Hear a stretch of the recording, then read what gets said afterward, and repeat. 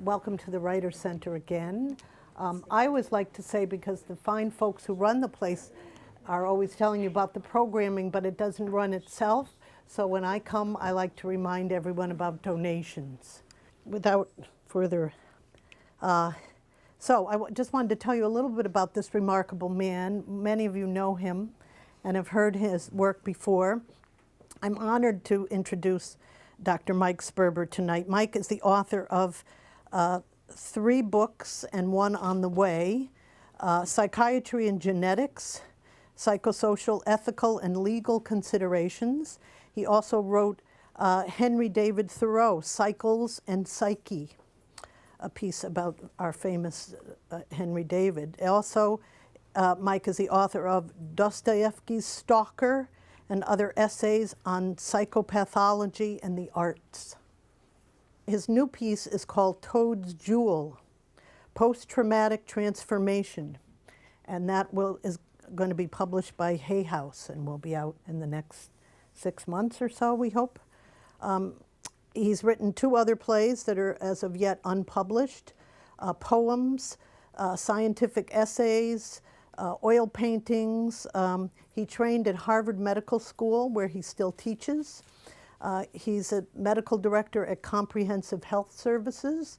He's a bicyclist and a mentor, a colleague to me, a friend. He's one of the most generous, loving, inspirational human beings I have ever met, and I'm honored to work with him and introduce him to you tonight. Thank you, Mike, for writing, for being, and for doing all that you do.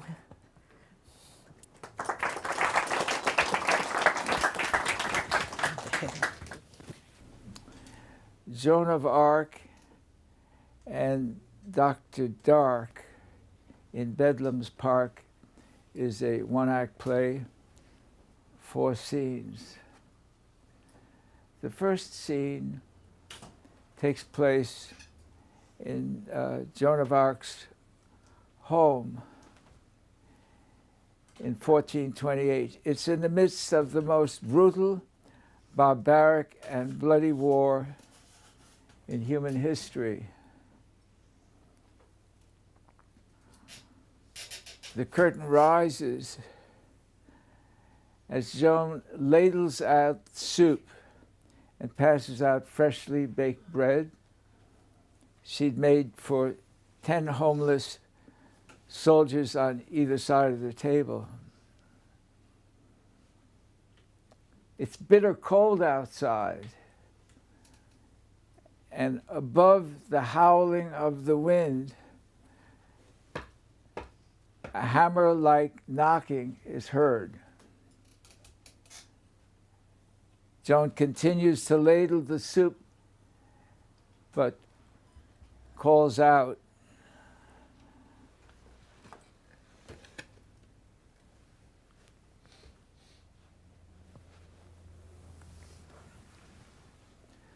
"Whoever you are at the door, come in. You're part of the family." Scene 1, the early life of a saint. "Oh, thank you, madam. So cold. I can see you're shivering, sir. And thinly clad. Come, sit by the fireplace. Join your family. And you're skinny as a rail. Here, have some soup, hot soup. On a cold night, it's a good combination. But tell me, sir, what is your name?" "Call me Woe." "Call you Woe? Why call you Woe?" "Because, madam, woe is me." "Woe is you? Why is woe you?" "The English have pillaged my home, plundered it, pulled it down. My family is scattered. They scorch the earth. I can't grow anything. I'm famished, homeless, without a family, starving. Sir, your new family, faites comme chez vous. Make yourself at home. This is your family, and we will feed you here.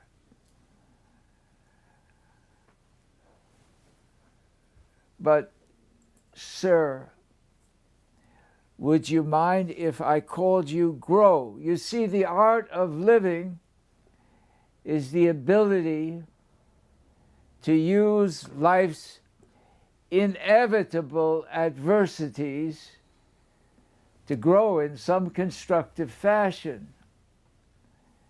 You may call me Mr. Grow. Madam, have you had adversity in your life? Indeed, I have. A year ago, we learned that the English were going to raid Domremy,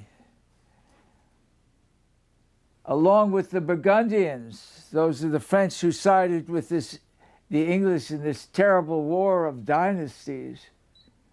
So we relocated to Neufchâteau. When we returned, the place was ashes. Even the church, it was then that I started hearing voices. St. Catherine, St. Margaret, St. Michael, God himself, they told me I was chosen. I was chosen to get the heir apparent, Charles Dauphin. He didn't want to be king. Thought he was a bastard, disinherited by his father. Get him crowned. We'll never drive the English out of France without a king.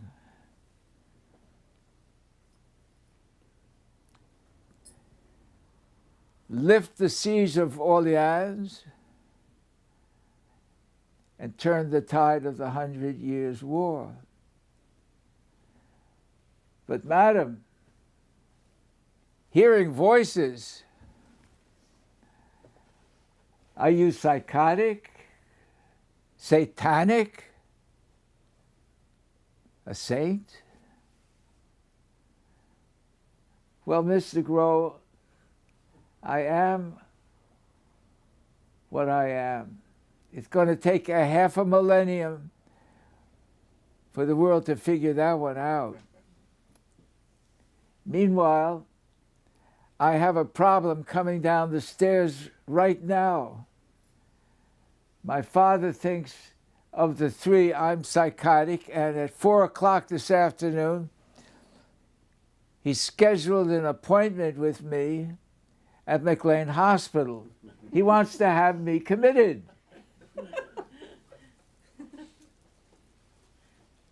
Father, is that you I hear? Joan, is that you I hear talking to your voices again? Father, let me make this clear.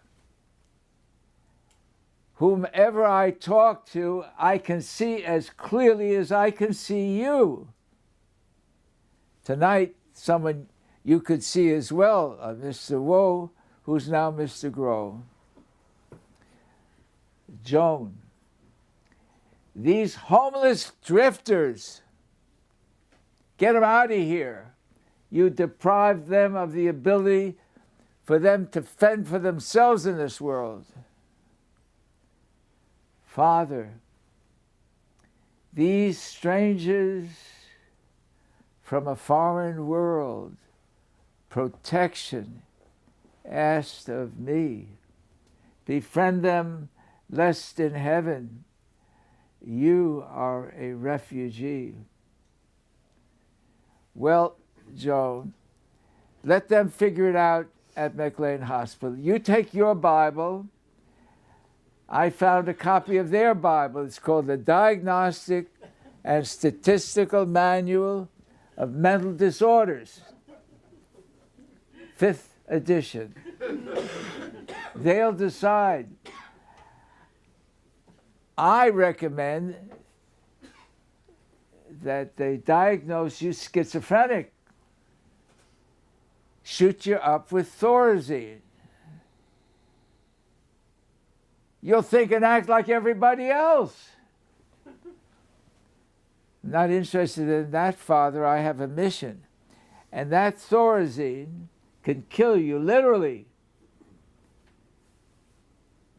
Neuroleptic malignant syndrome with a temperature so high it could kill you. Tardive dyskinesia, 3 types. Oral, facial, buccal.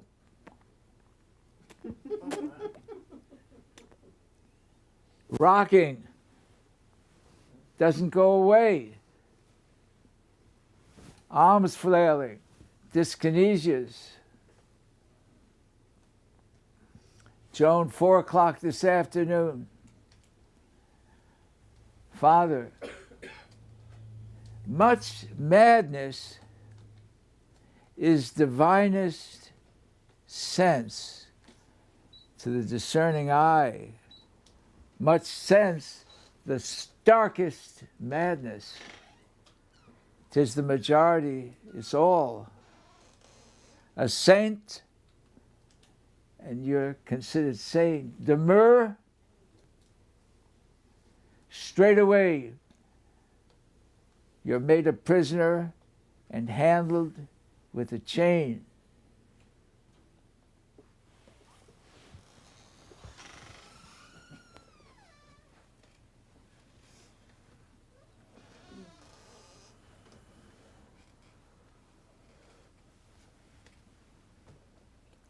Scene 2, McLean Hospital. The year is 2018.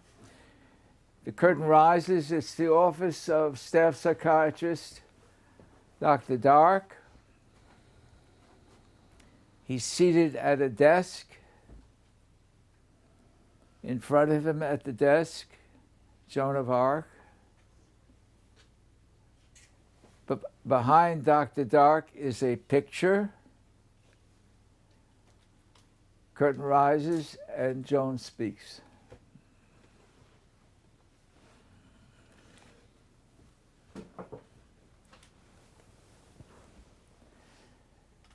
Dr. Dark, what is that picture on the wall behind you? It's called a photograph. It was an invention discovered after you were dead. Well, I don't read or write. What do those words say? And who is the picture of? It's a poet, T.S. Eliot. And the words, time past and time present are both contained in time future. Time future contained in time past. Dr. Dark, what in the world is that supposed to mean? Well, Eliot would say it means what it said. If he wanted to say something else, he would have. But for me, it helps to explain how you were born 1412, and here's the year 2018, and we are communicating. Time is an abstraction.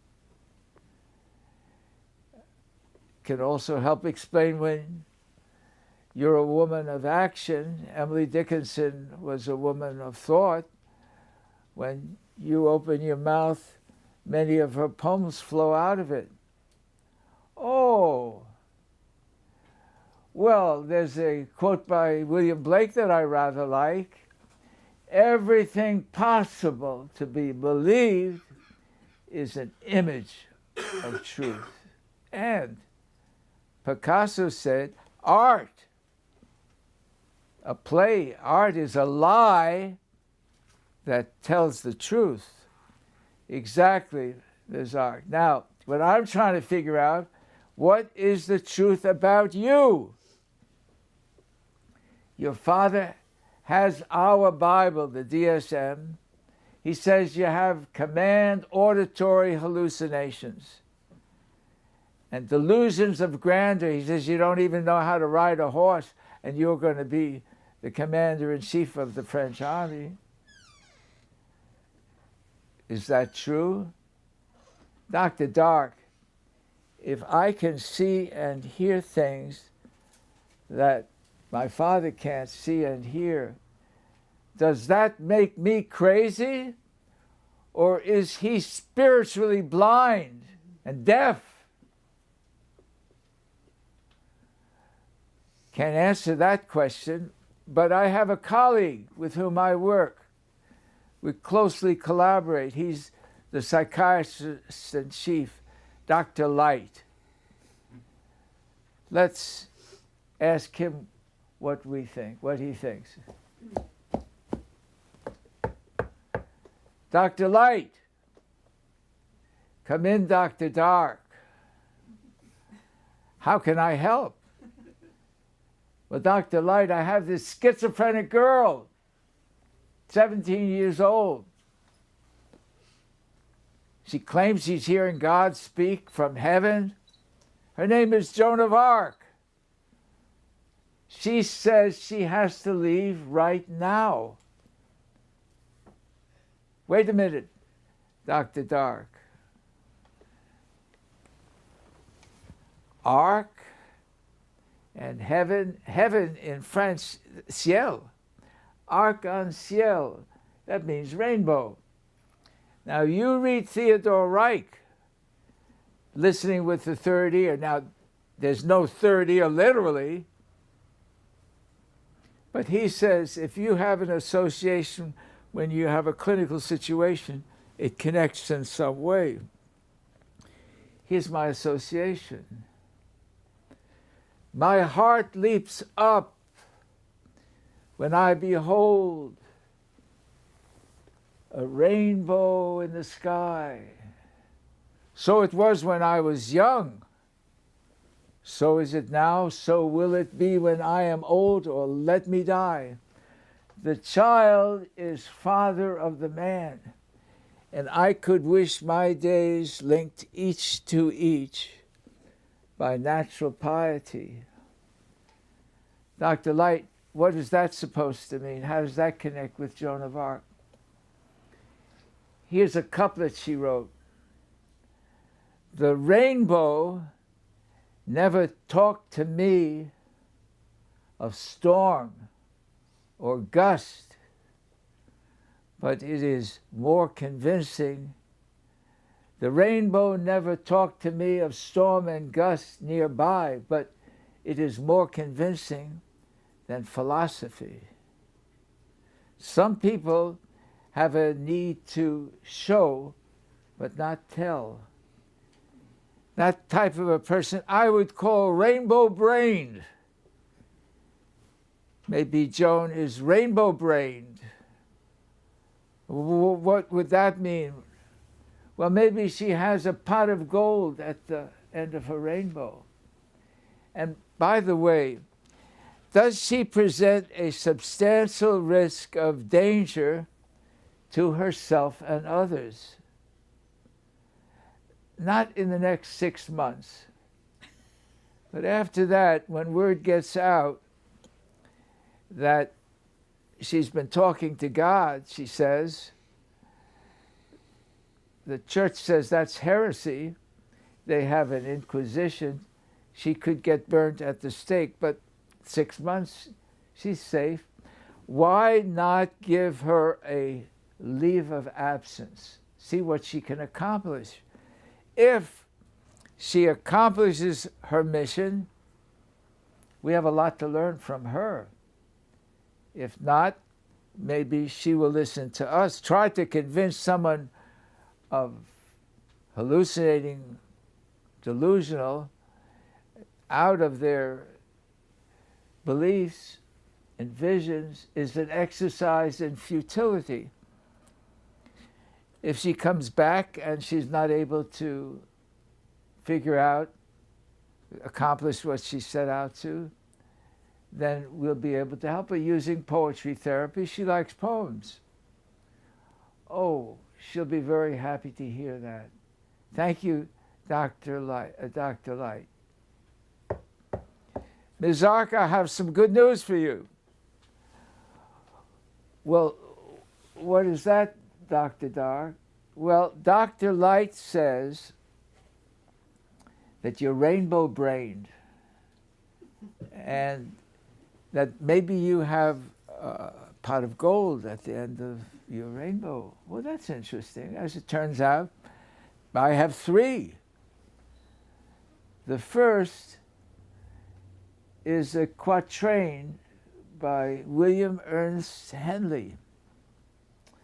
He had tuberculosis of the bone.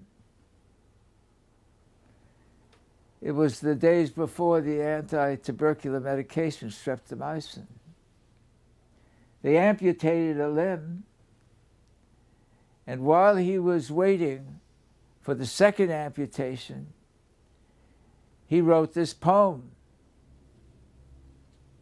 Invictus, unconquerable, no matter how straight the gate, straight in this context is narrow, no matter how straight the gate, or charged with punishment the scroll, I am the master of my fate. I am the captain of my soul. And the second one got a strange name to it, Mike's Bike Poem. I met this bicycle rider in Beverly, Massachusetts. Some shrink by the name of Mike, and he likes to bike. He says, I'm Mike the bike. I'm Mike the psych. I like to bike and read and write at night. Here's my poem. Uphill, down dale, we will prevail. Down dale, uphill, with power of will. And the third, it came to me while I was reading Immanuel Kant, Categorical Imperative, one of the three formulations. If you want to be a moral human being, it's absolutely essential that you do not use anybody as a means to an end, only as an end in himself or herself. And that segs with Martin Buber, the Jewish theologian, who distinguished between relationships that are I-it and I-thou. Here's the poem. The moral law within, the rainbow sky above. Begin, again begin. That's how we show our love. Well, Ms. Ark, here's the good news. Dr. Light said, we give you a leave of absence, 6 months, no more. See if you can accomplish your mission in 6 months. If you can't, you come back here and we'll work together. If you can, we need to learn from you. And good luck, Ms. Ark. Bon chance. Dr. Dark, luck is not chance. It's toil. Fortune's expensive face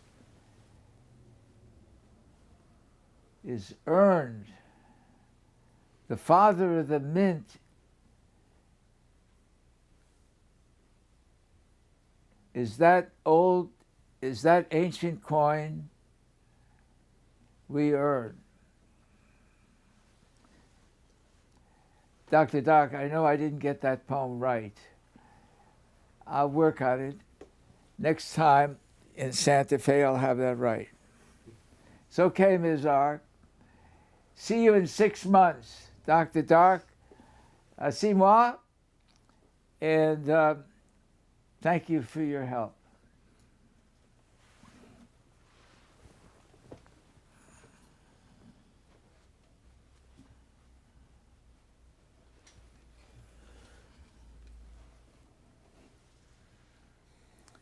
Scene 3, Dr. Dark's office. Joan of Arc sitting in front of the desk. She's with a rather unusual looking man. He looks like a king. He's wearing a crown, magisterial robes. Dr. Dark speaks as the curtain rises.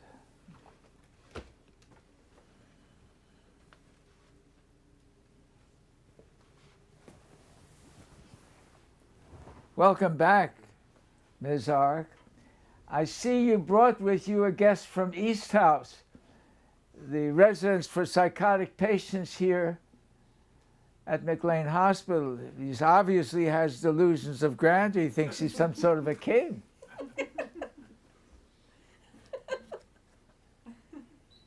Dr. Dark, faulty assumption.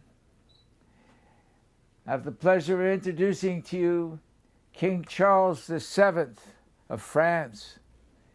He came because he felt that you have misdiagnosed me, and he wanted to get the record straight. Oh, Your Majesty, I'm so sorry. I see, here's the New York Times from this morning. Of course, there's a resemblance between you. Oh, my heavens. Ms. Ark, when you left the hospital 6 months ago, what were you doing? What did you do? Well, at the base of McLean Hospital, at the Beaver Brook Reservation, my little group of soldiers was waiting.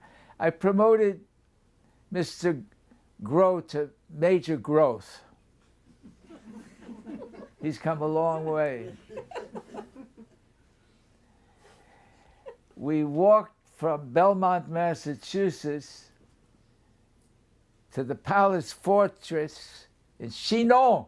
That's a long walk. I thought my legs would be ground down to my knees. When we got there, the guards wouldn't let us in. What did you do? Well, I know you're going to have difficulty believing this, Dr. Dark, but I use what I call bindi power. Bindi power? I never heard of that. Well, the bindi that the Hindu women wear, that little colored spot between the eyebrows, I focus on the bindi. In the geometric center of the brain, there's a single, there's an unpaired structure called the pineal. Everything else in the brain, right amygdala, left amygdala, right hippocampus, left hippocampus, only one pineal. Latin for little pine cones. I focus on the bindi and activate the pineal. It ripens the little pine seeds. There's a third eye that opens, a third eye and bindi power. It sounds a little looped to me. Well, looped or not, when we see with the external eyes, good and bad, we polarize everything, right and wrong, good and evil, saint and sinner. Third eye, the wholeness of creation. The guards opened the door and let me in. When I got into the throne room, at least 100 courtiers, and on the throne, I knew immediately this man up there with the magisterial robes, an imposter. Charlie over here heard that I was coming in. He did not want to meet with me. A teenage peasant, illiterate girl, cross-dressing. So he swapped clothes with the courtier, put on the courtier's clothes and hid in the dark. When I could see he's an imposter, then I looked around.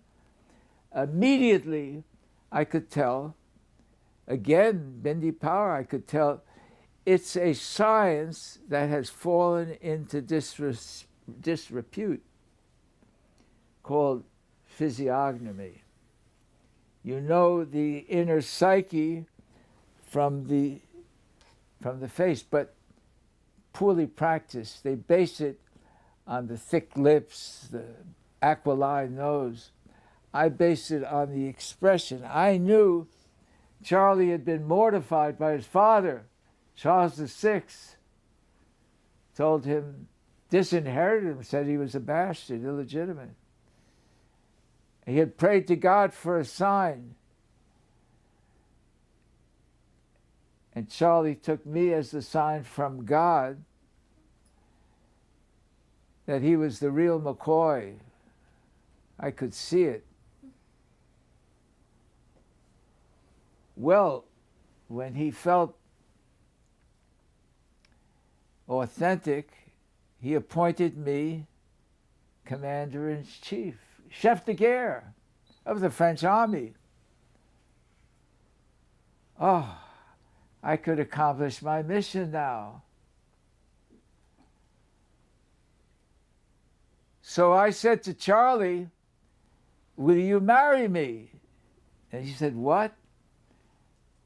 I said, will you marry me? Not, I'm virgin, I'm chaste. I use my erotic energy to accomplish my mission. I said, Charlie, in a Shakespearean sense, let me not to the marriage of true minds admit impediments. Love is not love which alters when it alteration finds, or bends with the remover to remove. Oh no. It is an ever fixed mark that looks on tempests and is never shaken. It is a star to every wandering bark, whose height is known, but worth not taken. Love's not time's fool, though rosy lips and cheeks within its bended sickle compass come. Love alters not its brief hours and weeks, but bears it out until the edge of doom. If this be error, and upon me proved, I never writ, and no man ever loved. Well, Joan of Arc and King Charles VII of France, thank you both for coming here. I'm beginning to see the light. In fact, I misdiagnosed you, Joan, Ms. Arc, of schizophrenia. I have a better diagnosis now. I call you superphrenic. What is superphrenia? Not false perception. It's pejorative, it's depreciatory, stigmatizing. Vivid perceptions, not false beliefs. Vivid beliefs. And no negative signs of schizophrenia. The catatonic, waxy inflexibility, the hebephrenic silliness, but a mission to accomplish. All the saints in history have been visionaries. Are they all psychotic? According to the DSM-5. According to DSM-6, I'm going to Washington next year and propose they introduce this term, superphrenia. Ms. Arc, would you accompany me to Washington? Because you're the most charismatic human being I've ever met. And I want them to see how a superphrenic human being is and the characteristics of superphrenia. I would be pleased and honored to join you in Washington, D.C. in the year 2020.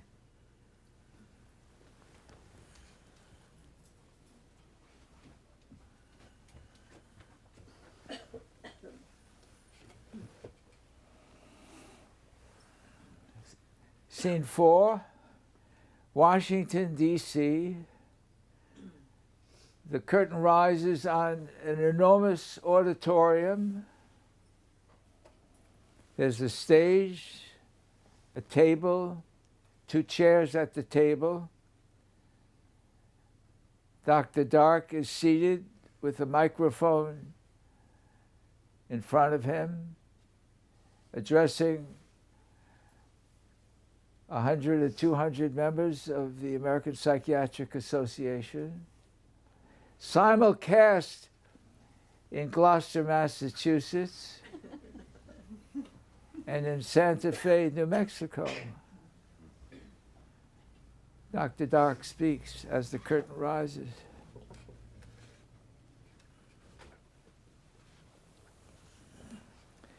Esteemed fellows of the American Psychiatric Association Committee on New Nomenclature for DSM-6, I hereby propose a new diagnostic category, superphrenia, and have with me a superphrenic human being, an amazing woman, a teenager, turned the tide of the 100 Years' War, can't read or write, learn how to ride a horse, charismatic. She's going to explain her characteristics. We can all accomplish what she's accomplished if you pay close attention to what she has strove to do. Joan, would you be good enough? Here's the microphone, and share with my colleagues about yourself. Esteemed fellows, charismatic, what does that word mean? I don't read or write, but I did learn to spell one word, 7 letters. Courage. I have courage. I lead the army from the front. Most leaders lead it from the rear. And each of the 7 letters stands for one characteristic that I'm trying to master. The C stands for confidence. Rabbi Hillel said, if I am not for myself, who will be? If I'm only for myself, what am I? A narcissist. If not now, when? Now is the time. The O, optimism. You could call it therapeutic optimism. People feel they're going to get better, they will, and if they don't, they won't. And they're both right in that, whatever they believe. But my bride, Emily Dickinson, we got married. It's like the marriage of true minds. She was wearing white. She adores my cross-dressing, and she gives me poems to help me exemplify my life. She said, hope is the thing with feathers that perches in the soul, that sings the tune without the words and never stops at all. And sweetest in the gale is heard, and sore must be the storm that could abash that little bird who keeps so many warm. I've heard it on the stillest land and on the strangest sea, but never in extremity it asked a crumb of me.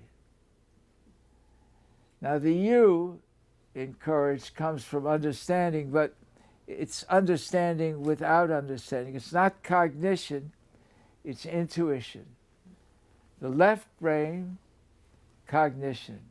The right brain, intuition. There's a bridge between the two brains, the corpus callosum.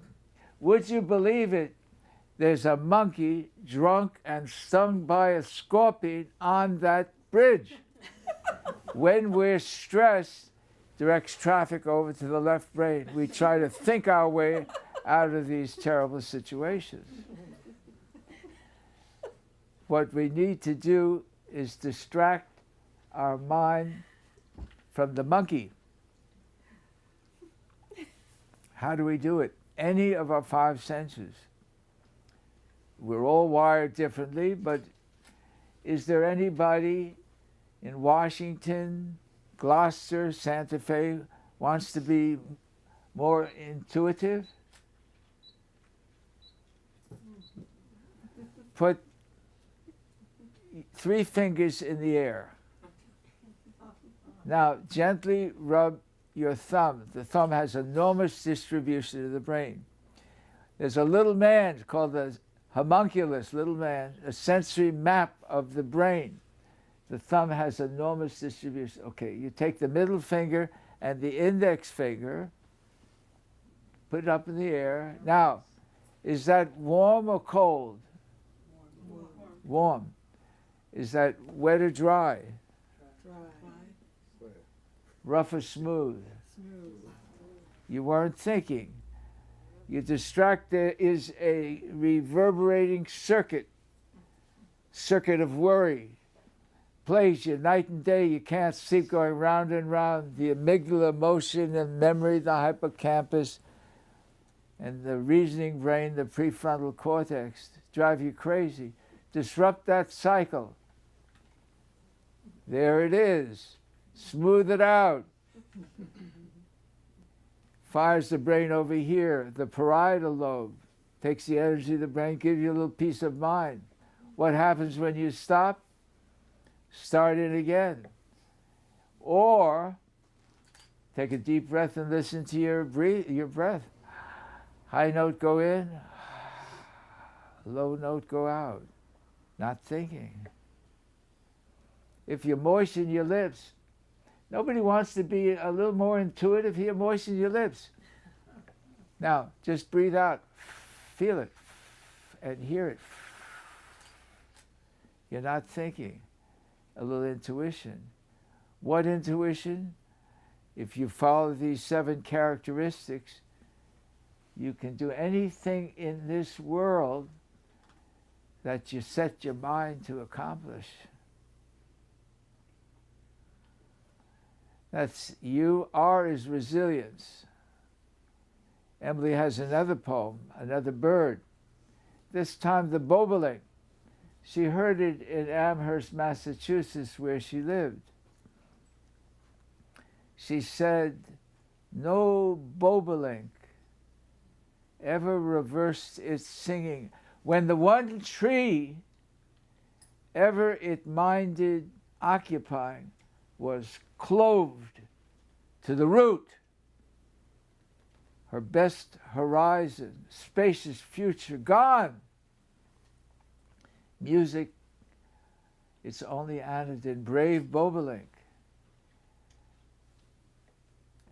And another of Emily's, reverse cannot befall that fine prosperity which comes from sources within, as adversity cannot overtake a diamond in far Bolivian ground.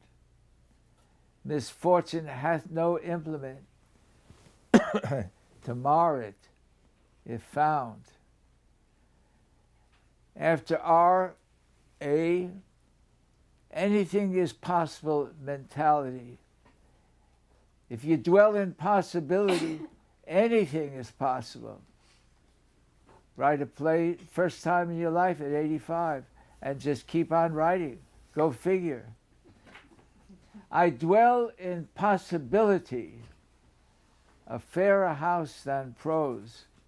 Helen Wendler says that she's comparing the world of poetry to the world of prose.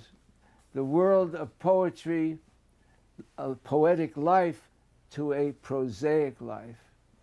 I dwell in possibility, a fairer house than prose, more numerous of windows, superior of doors, of chambers like the cedars, impregnable of eyes, a very private person, for an everlasting roof, the gambrels of the sky, of visitors, the fairest, for occupation this, the spreading of my narrow hands to gather paradise.